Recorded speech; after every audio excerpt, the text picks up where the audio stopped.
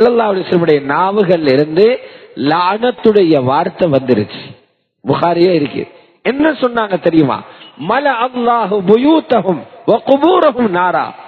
இவர்களின் கபறுகளையும் இவர்களுடைய வீடுகளையும் அல்லாஹ் நெருப்பால நிரக்கட்டும்.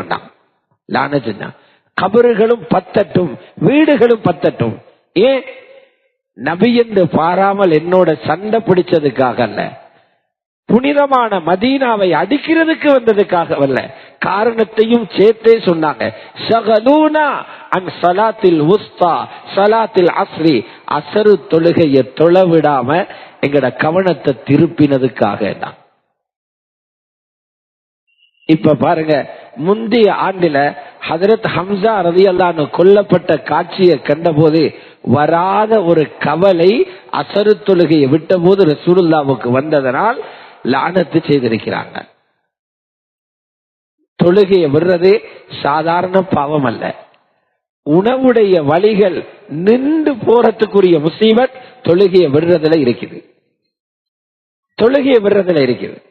ஆக முல்லாத பாவம், மனிதனை பிச்சைக்காரனாக்குற பாவம், மனிதனுடைய செல்வத்தை பிள்ளைகளுக்கு அனுபவிக்க விடாமல் தடுக்கிற ஒரு பாவம் தொழுகையை விடுறது.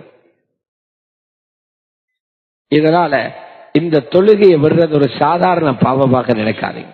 இந்த பாவம் எல்லாம் எங்களை இன்றும் சந்தித்துக் கொண்டும் கஷ்டம் கொடுத்து கொண்டும் இருக்கிறது. இது போக அடியாறுகளுடைய அதெல்லாம் அல்லாஹ்வோடு தொடர்புள்ளது. இன்னொரு அடியானை நோவிக்கிற பாவங்கள் எவ்வளவு பண்ணி இருப்போம். நாவுகளால எத்தனை பேருடைய நெஞ்சுகளை காயப்படுத்தி அதிலிருந்து ரத்தம் இந்த நிமிடம் வரை கொட்டி கொண்டிருக்கிறது. ஆயுதத்தால கீறி காயப்படுத்துறதை விடவும் நாவால கீறி காயப்படுத்துறது பொல்லாதது. அரபியில் ஒரு பழமொழியே சொல்வாங்க, ஜர்ஹுல் கலாமி அஷத்து மின் ஜர்ஹி சிஹாம். அம்புகளால தாக்கி காயப்படுத்துறதை விட வார்த்தைகளால் அடுத்தவரை தாக்குவது பயங்கரமானதாம். முஹம்மது இப்னு சீரீன் ரஹ்மத்துல்லாஹி அலைஹி இருந்தாங்க. பெரிய ஹதீஸ்களை வல்லுனர். சஹீஹுல் புகாரியில அவருடைய ஹதீசுகள் இருக்குது, நிறைய ஹதீசுகள் இருக்குது. சஹாபாக்களுக்கு பின்னால கனவுகளுக்கு சரியான விளக்கம் சொன்ன மகான் முஹம்மது இப்னு சீரீன். பெரிய விற்பனர் அவர். இவர் சொல்றாரு, எனக்கு ஒரு கூட்டாளி இருந்தாரு, நல்ல வசதியோட இருந்தாரு. இருந்து ஏதோ ஒரு நிலைமை உருவாகி அவன் கடனாளியாக மாறி போயிட்டான், வங்கரோத்து நிலைமைக்கு போயிட்டான். நான் கூட்டாளியாக கூட்டாளித்தனத்தில நண்பன் என்ற வகையில அவனை பார்த்து யா முஃப்லிஸ், வங்கரோத்துக்காரனேன்னு சொல்லிட்டேன். அதனால அவன் மனது எவ்வளவு காயப்பட்டிருக்கும் என்கிறத நான் யோசிக்க இல்லை. நண்பனே என்கிறதால மன்னிப்பும் கேட்கிற சந்தர்ப்பம் கிடைக்க இல்லை. இது என் பட்டோலையில குந்திருச்சு. அடுத்தவனை காயப்படுத்திய பாவம். இது திருப்பி என்ன காயப்படுத்தது எப்ப தெரியுமா? 40 வருஷத்துக்கு பிறகு. பாத 40 சனா. நானும் நல்ல நிலையில இருந்தேன், நானும் அப்படியே வங்குரோத்து நிலைமைக்கு போயிட்டேன். பல பேருக்கு கடன், நான் அதை விட மோசமாக போயிட்டு என்ன அரசாங்கம் ஜெயிலுக்குள்ள கொண்டு போய் போட்டுருச்சு.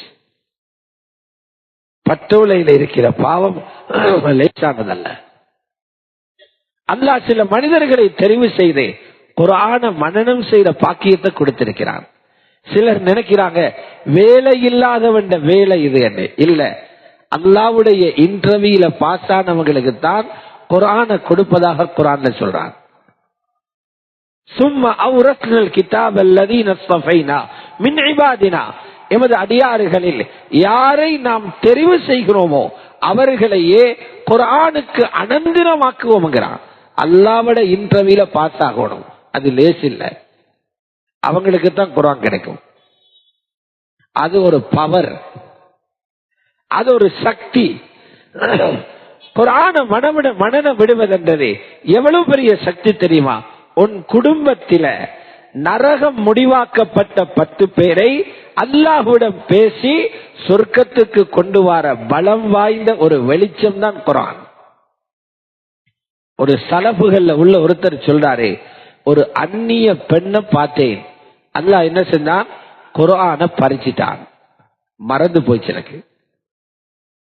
ஒரு வார்த்தை செல்வத்தை பறிக்குது, ஒரு பார்வை குர்ஆனை பறிக்குது. இதெல்லாம் இந்த குர்ஆன் ஆயத்துல உண்மையை விளக்கப்படுது. உண்ட பிரச்சனைக்கு நீயே காரணம். அப்ப இந்த பிரச்சனைகளுக்கு ஒரு முடிவு கட்டணும் இல்லையா? அதுக்கு தான் அல்லாஹ் வாஷிங் மெஷின் போல ரமலான் அனுப்பி இருக்கிறான், விருந்தாளியாக அனுப்பி இருக்கிறான்.